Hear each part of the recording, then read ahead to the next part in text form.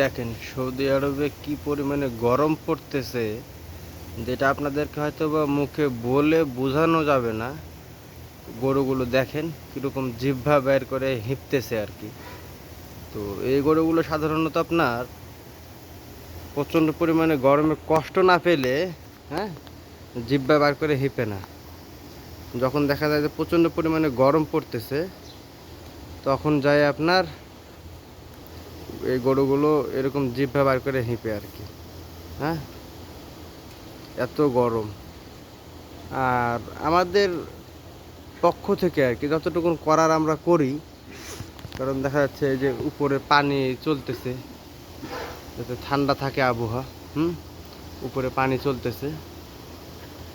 তারপরে আপনার যেগুলো এক্সেস বেশি গরম ধরে যায় যেসব গরুদের, আমরা কি করি সাধারণত ওইসব গরুদের পানি মারি যাতে গরুগুলো ঠান্ডা থাকে। আপনারা যারা রেগুলার আমার ভিডিওগুলো দেখেন তারা হয়তো বা জানেন যে আমরা কিভাবে অতিরিক্ত গরমে গরুদেরকে পানি মারি। তো নিজেদের কাছেও খারাপ লাগে, বুঝছেন, কারণ যেহেতু অবলা জন্তু, আমরা মানুষরা তো দেখা যাচ্ছে কিছুক্ষণ রোদে পুড়ে কষ্ট করছি, ছায়ার ভিতরে বা ঘরের ভিতরে ঢুকে যাচ্ছি এসির বাতাসে বা ফ্যানের বাতাসে, কিন্তু এগুলো তো অবলা জন্তু, তাই না? এদেরকে দেখে বেশি মায়া লাগে। যাই হোক, যতটুকুন আমাদের আয়ত্তে থাকে করার আমরা ততটুকুন করি।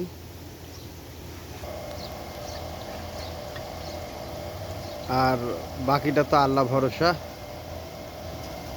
সব কিছু আল্লাহ পাকের ইচ্ছা। তো আমার ইউটিউব চ্যানেলে যদি আপনি নতুন হয়ে থাকেন, চ্যানেলটি সাবস্ক্রাইব করে দিন। আর যারা ফেসবুক পেজ থেকে ভিডিওটি দেখছেন, পেজটি ফলো করে দিয়ে পাশে থাকেন। ইনশাআল্লাহ চেষ্টা করবো সর্বদা আপনাদেরকে নিত্য নতুন ভিডিও উপহার দেওয়ার, সরুগামা সৌদি আরবে গরুর খামার ভিত্তিক।